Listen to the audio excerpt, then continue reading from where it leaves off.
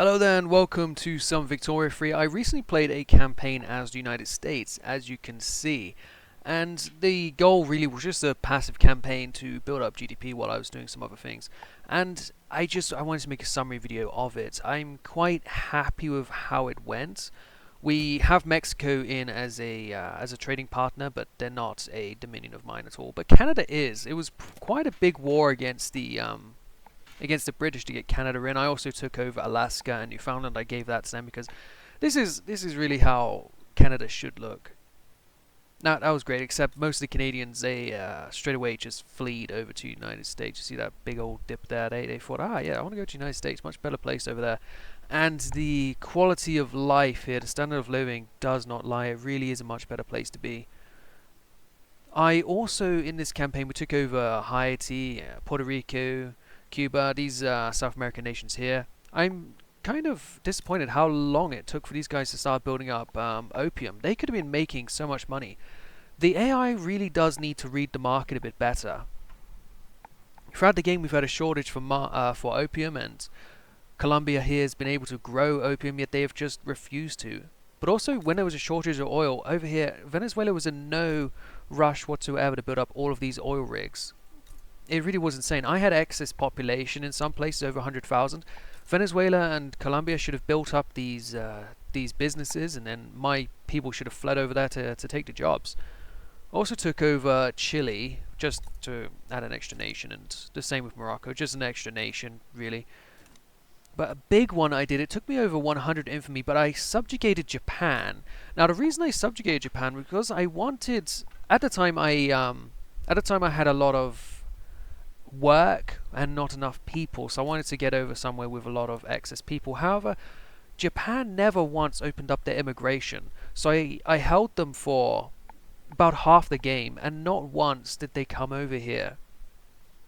Luckily, I did take a port here, which started with about 1 million people who mostly shipped over, so we do have quite a few Japanese people. Anyway, actually, I think they've probably integrated. I have it set to the people integrate a lot better to stop the late game lagging, but it was about 1 million people here. Now it's no longer 1 million people, so they all shipped over. One issue though was I took over the Philippines, and for some reason they've deleted all of their ports. So in order to try and fix that, in the last 2 years of the war, I started a war against France to take this province, which did have a port until they deleted it. So they deleted the port in order to try rebuild the port. But not only that, I thought it'd be a nice simple war to do over the last 2 years, but it isn't actually over. So I'm going into the end of the game still at war with France, which is affecting my GDP here, because we've got 2 million men who should be working but are instead on holiday in France. It's been quite a bloody war. They've lost a lot of men. half a billion has been spent on this war, which for this time period is quite a lot. This is half of our national GDP just spent on this war over both sides. The Austrians did join my side at the start, but they got sick of it as well. They lost about 300,000 men fighting in this region here. I thought I would try and scare France out straight away. Conquer Mindanao was my only priority here. These other ones just added on. All they had to do was give up this, and they wouldn't have had to fight for all this.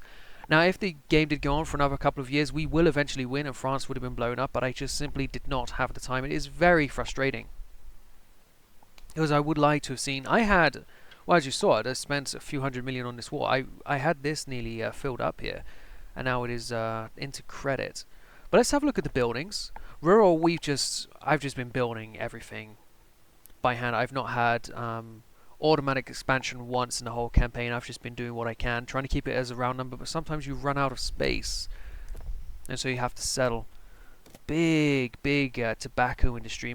I built my nation on the back of tobacco plantations. I was taxing tobacco and just building more and more tobacco, and they're very profitable due to the slave trade. So I just kept putting all of my industry into tobacco. I had about 600 of these in the first 30 years of the game. It really was insane. Other than that, we have built all of the oil, but well, there's a bit more now. Nedge. Oh yes, I took over Saudi Arabia, and people just refuse to move here. I have greener grass pastures, but still I struggle to get people here. There's so much good work. You could be working the oil rigs here and making the economy a great place, but I can't even get people to fill the ports or the railways. So we're running a deficit of infrastructure for about the 10 years I've owned this land. It really was a shame. I played this campaign though with aggressive AI, and they really have taken over the world a lot more. There's not really anywhere untouched by European civilization. Russia's all over the shop over here, and you got places like Prussia owns Persia. Prussia, I think they go well together. It's a shame that there has been no German federation. It would have been nice.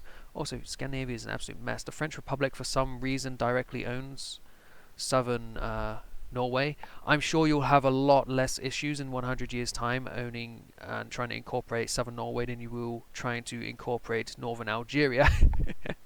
You'll get a lot less burning down of cities from the Norwegians than you will from the Algerians. So France in this timeline has seen a bit wiser to go for the Norwegian individuals. But let's get back to my buildings here. With the urban, I just built everything. As soon as it showed it needed a, we had a little bit low, I went and I built up another few hundred of something. 1,000 tooling workshops. It really was quite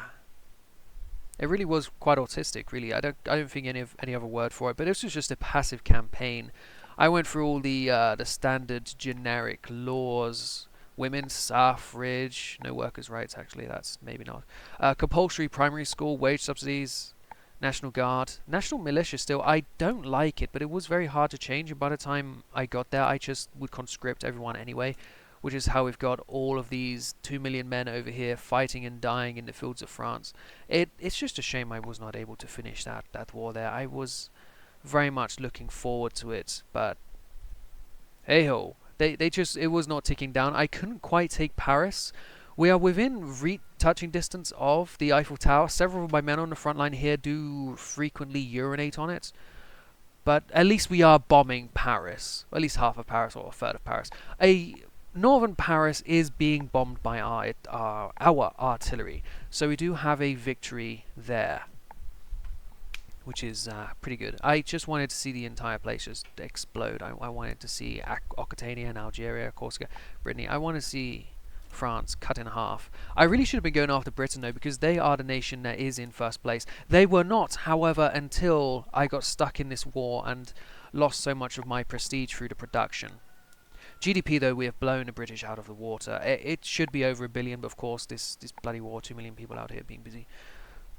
Standard of living, though, we are first place, and of course second place is one of our client states. Mexico is actually a great place to live. I've never seen this in the game. I think it's to do with them being in my customs union. I've never seen Mexico do good in this game at all. They've always been either left to their own devices and stuck in poverty, or they've been taken over by somewhere like Russia and their customs union. They just really have not done very well. But in this campaign, Mexico is a great place to live. And I don't see any of these other big oh fucking hell, don't live there.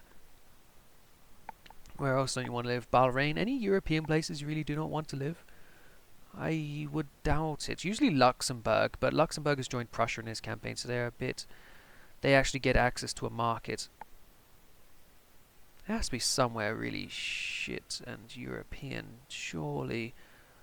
I'm just going to keep scrolling because I want to see who's last now. Frankfurt! The Germans! They have 0 GDP in Frankfurt. They are just collecting stones, it would seem. Well, let's have a look at the from the top here. Yeah, quality of life, not so great in Russia. Prussia is awful. And China's not moved all campaign, really. China just, they barely existed. It's quite a shock. Usually they at least do something, but no, China's just been, nobody's even gone in to invade them. I have aggressive AI and nobody's taken a random province. It is just Wenzhou and Macau. Nobody's even taken Hong Kong. I had no interest over there. I thought about maybe Korea, but when Japan just refused to send over their excess workers, I didn't bother going into Asia anymore. But yeah, this was a fun passive campaign. I was not taking it too seriously. It was really, a lot of it was just I was doing my online work and I was leaving this on in the background and checking on the laws in the building every so often. But I still wanted to showcase the campaign because it is a lot of fun. We had it on Christmas. We had a little bit of a Christmas ceasefire so we could go over the accounts, but unfortunately, France has not fallen, and they won't even peace out for just this. They are still wanting to continue this mass death.